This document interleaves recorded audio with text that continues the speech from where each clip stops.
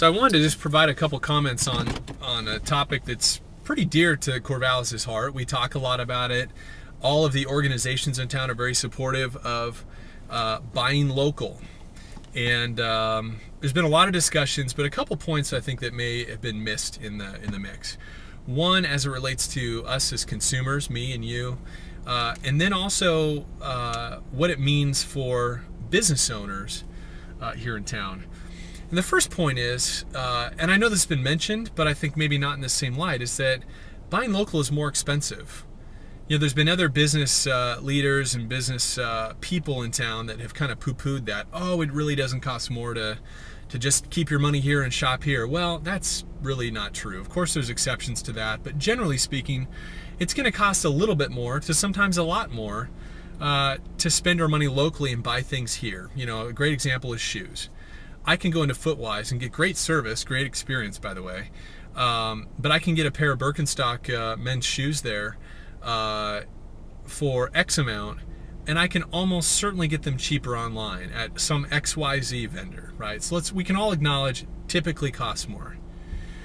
And so it raises a good question, I think, for all of us to answer, and that is, well, what's my limit? What's my threshold? Because obviously those of us who are financially prudent, we don't just say, no matter what it costs, I'm going to buy local. I mean, that's kind of foolish.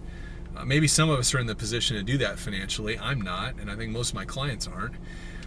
For me, the number's 20%. You know, I'm willing to spend, and I frequently do spend, 10, 12, 15, 18, 20% to keep my business here locally. If they have what I need, I'm willing to spend more for it. So I would encourage you to think of that same thing. What's my number?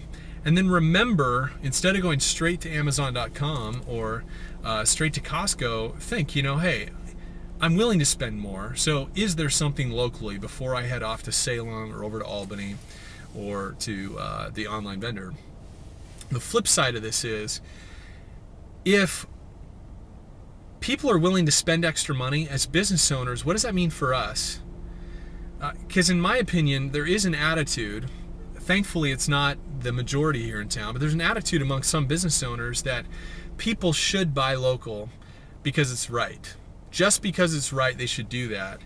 And there isn't an equal exchange of value for the extra money people are paying. It's kind of like, hey, people should buy local because it's just the right thing to do, as opposed to, hey, I want to honor people's choice to keep their money with me locally and do my best to provide an equal exchange of value there.